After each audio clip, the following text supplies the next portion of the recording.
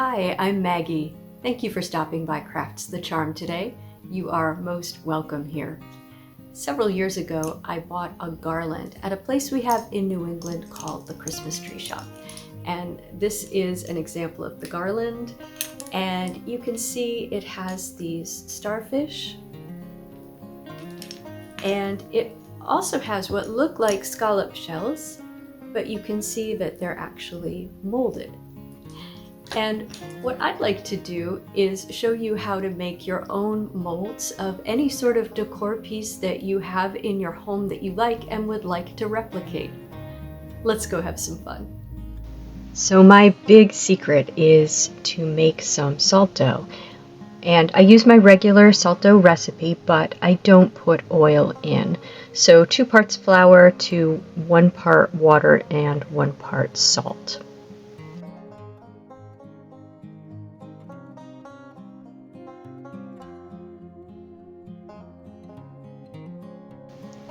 Once we have the salt dough, then I would say take separate pieces, oil the things that you're going to press into it so that they don't stick, and then press your pieces in. And what I am doing is I do it inside of one of these tin foil containers, and that's so that I can get rid of any air bubbles. So it's easy for me to pick up the tin foil container and drop it. But you can't really do that with a piece of salt dough. Now I've made impressions of 2 shells here, and I've made them very deep. And I used to make molds out of plaster a long time ago, and when I was looking through my old crafting supplies, I found this Sculptamold stuff. So the instructions say to mix equal parts of Sculptamold and water, and you are supposed to add the Sculptamold to the water. And then you fill your mold, try to get rid of the air bubbles, and let it sit for 30 to 45 minutes. Once you've taken it out, you can fill in defects, is what the instructions say.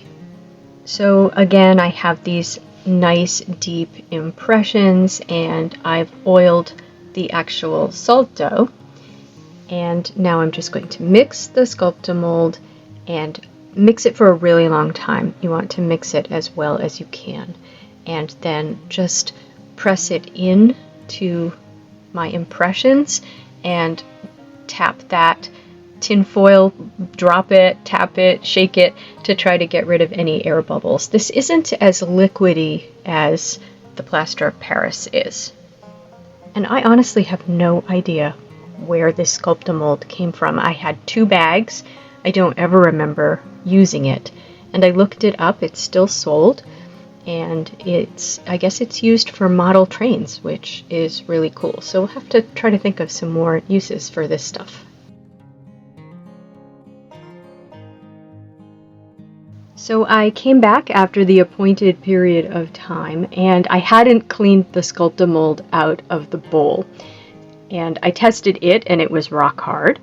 So I removed the casts from the salt dough. And one of the nice things about the salt dough is, of course, it's very soft, so you can sort of peel it away from your casting piece. And these came out pretty well. So there were what I would call defects in one of the shells. I did not bother to fill it back in. And I was easily able to clean out of the bowl the dried Sculptamold. I just got it wet and it came out. Because of my success with the more solid shells, I thought I would try some starfish, and I have 2 starfish here. Neither of them is a real starfish. These are castings of starfish. One is from the Dollar Tree, and the blue one is from that garland from the Christmas tree shops. So I just took some of my salt dough and I flattened it out again, and I impressed my starfish into it. I mixed up a fresh batch of Sculptamold and I pressed it into my starfish.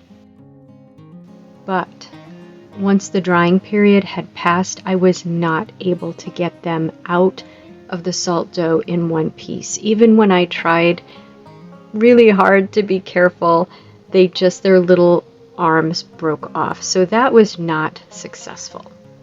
The more solid pieces were very successful, but the starfish were just too delicate. So I did try again with the starfish. I thought maybe if I'm more careful taking it out of the mold. So this time what I did was I turned everything upside down so it would sort of fall out of the mold.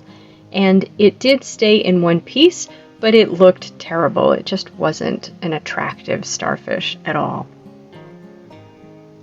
And then I tried again with a starfish and a scallop, and they came out horribly. They just didn't look good, and the starfish again fell apart.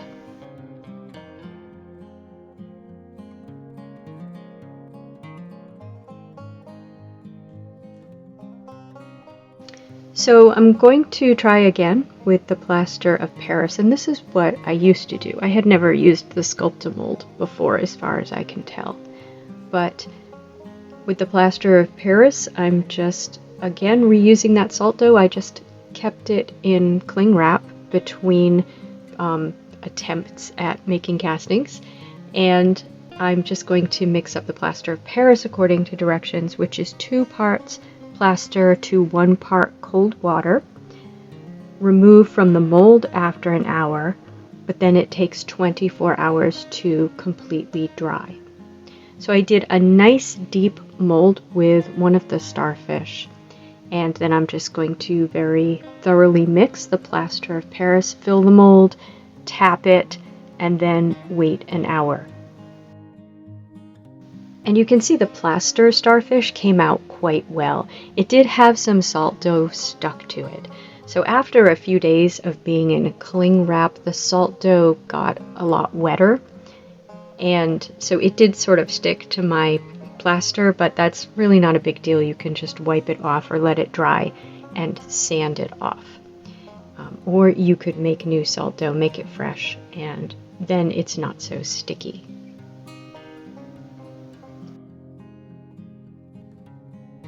I was interested in the difference in weight between the plaster and the Sculptamold pieces. And I had made some pieces with the same original pieces, so I had made impressions of the same starfish and then made molds. I'd made impressions of the same shells and then made molds. So I was curious what the weight comparison was, because if you want to use this like on a wreath, or if you want to glue it to something, the plaster might be too heavy. So there's a scallop, and the plaster scallop is 24 grams. The Sculptamold scallop is 17 grams. And the plaster starfish is 29 grams. And the Sculptamold starfish, all of the pieces, is 30 grams. So that one's about the same.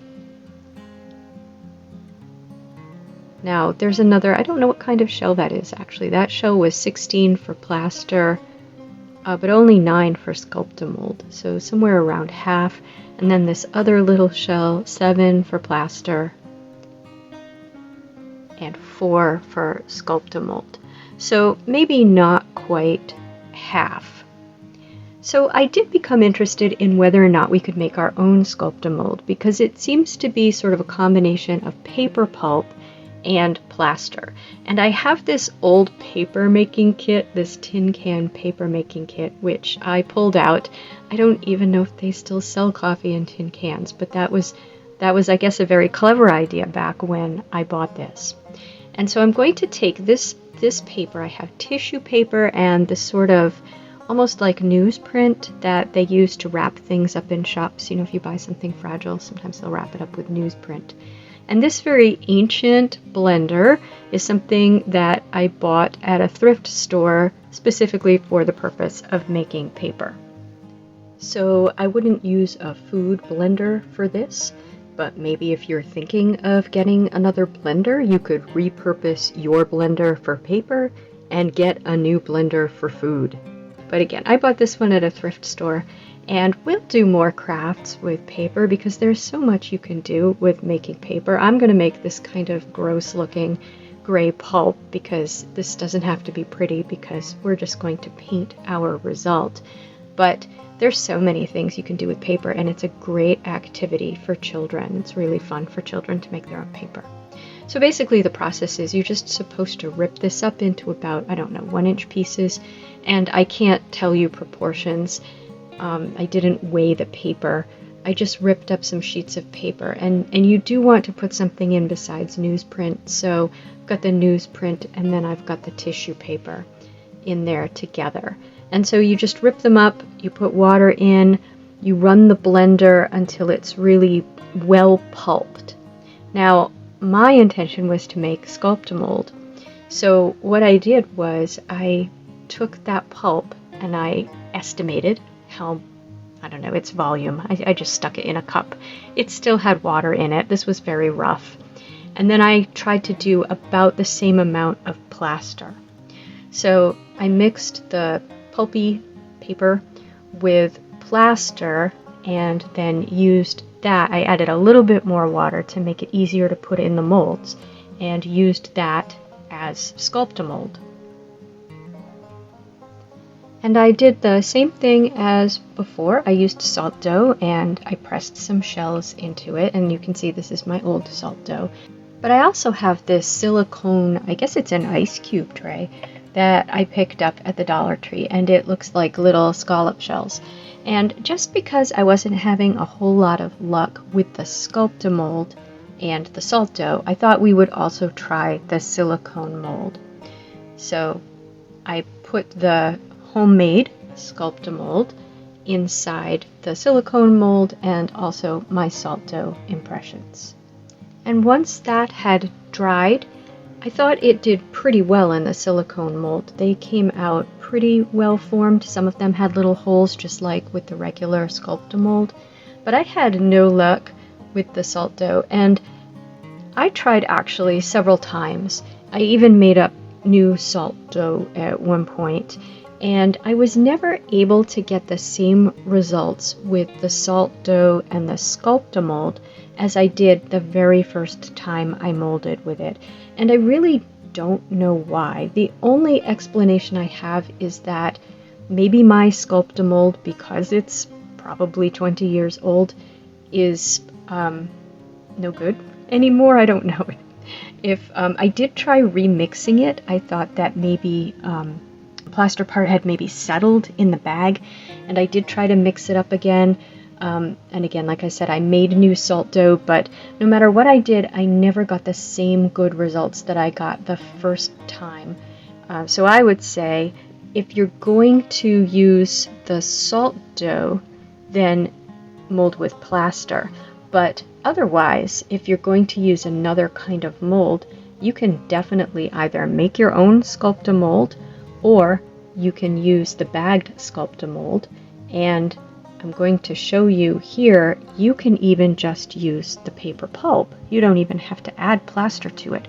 So if all you have at home is some old tissue paper, you can make paper pulp, push it into a mold, and you can make shapes with that. Now, after making new salt dough and making up again some new homemade Sculptamold, I thought we would try one other way of working with the Sculptamold or homemade Sculptamold, and that is by putting it over some sort of armature. And in this case, I had some old starfish that I had made out of sponges, and I had done that in the candle video, and I'll link that here. But so I had these sponges that I had sort of cut in the shape of starfish, and I thought, well, let's see if that will make an armature that the Sculptamold will fit to, and maybe we can make something that is a little bit more of a three-dimensional starfish than what we got from the sponge. Now, this was a scrubber sponge. If you use a regular sponge, you can actually cut it and get some dimension. I just hadn't done that for the other craft when I made these.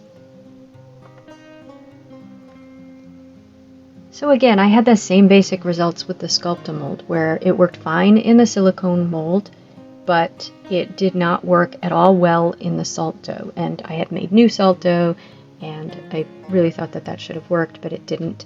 As far as putting it on top of the sponges, they didn't come out looking very good, so that could just be my poor skill at sculpting over the sponge, because I do think that that is a possibility. It's just that these are super, super ugly.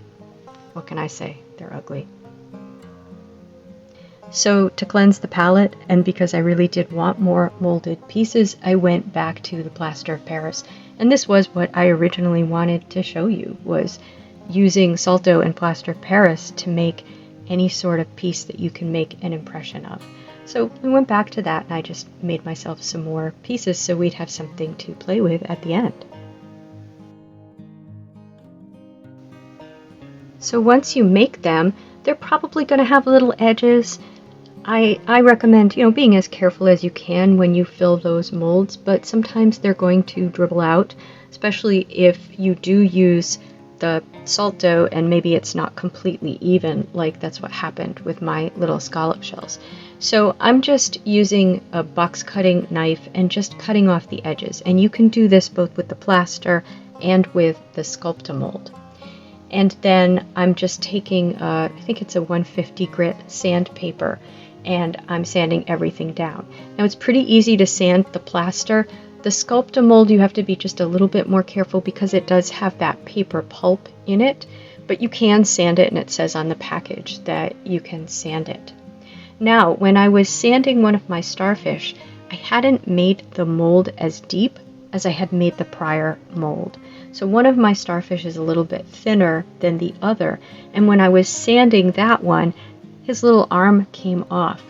So I just wanted to show that if this does happen to you, and again this is the plaster one, that you can glue it back together with super glue. And I do think this was the original purpose of super glue, was to fit things back together that had broken apart. And this is super glue that I just picked up at the dollar store, and it's super handy to have. And he looks fine with his arm glued back on, so that worked out just fine. So once they're sanded and cleaned off, I would recommend giving them a coat of Mod Podge to seal them before you try to do anything with them, like paint them, or, I just think that they could absorb moisture from the air, or maybe if something spills on them, you don't want them to absorb whatever gets spilled on them. So I did Mod Podge all of these on both sides. This final set of tiny scallops that I'm showing you are the ones that were just paper pulp. So no plaster in these at all. This is just paper that I blended and shoved into the mold. And I did try to drain as much water out of that paper when I was putting it into the mold as I could. And they're still a little bit damp. Actually, they're still a lot damp. So what I did was I just put them outside. It's very sunny and warm here, so I just put them out in the sun. I'm sure they would dry if they weren't put out in the sun, but to speed it up, that's what I did with them. And they dried within a day, I'd say, that way. And now, with everything sanded and cleaned off and sealed with the Mod Podge, we can paint them. And I have a variety of paints here. You can see some yellow, but it turned out, I don't know what that is. It wasn't yellow acrylic paint. So unfortunately, even though there's a lot of yellow in the shells that I was trying to imitate, I was not able to paint with any yellow because I didn't have any yellow. So I went more with the pink, brown, red tones when I painted. And I did my best to imitate the shells that I had. But, well, they're their own unique little shells. I do think that if you had them in a collection of shells, that you probably wouldn't be able to tell that they weren't natural shells unless you got really close to them. So even though the way I painted them, they don't necessarily look just like the shells I was copying, I think that they do still basically look like shells. I did want to try to paint one of those little ones from the silicone mold, just because it isn't very shell-like. It's very fat and deep, but I thought that it's the sort of thing that you really might want to use in decor, like on a wreath or something. And so I really did want to try to paint that one. And eventually I ended up using a toothpick to give it those sort of growth lines that go across the scallop shell, and I think that really made a difference in making it look a little bit more realistic. Of course, we don't have to be realistic. We can paint them however we want, so you can really have fun with this part, and you can paint them for whatever decor scheme you have in mind. And here's how they look. All of the shells and the starfish, everything that's around this driftwood decor piece are ones that I molded. That's not all the ones I molded, that's just a few of them. And I haven't painted some of them yet, you can see, because I'm not sure how I'm going to use them. Those blue starfish over on the left, I made those too, but I made them a different way, and we'll definitely go into that process at some point too. And this driftwood decor piece, if you haven't seen that before, that's something that I did make and create a video for, so I will link that here. So what did you think of my molding trick? I think our pieces came out pretty good. I was originally planning to show you just how I use Sculptamold and Plaster of Paris, and I think that those results are definitely the best, or the most consistently good. But I had fun with the Sculptamold, and especially with making my own Sculptamold and just using the paper pulp to make shapes. They're very, very lightweight, and they came out pretty good. If you like this video, please give it a thumbs up. And if you enjoy this sort of content, please subscribe to Crafts the Charm. Thank you for spending time with me today. Take care.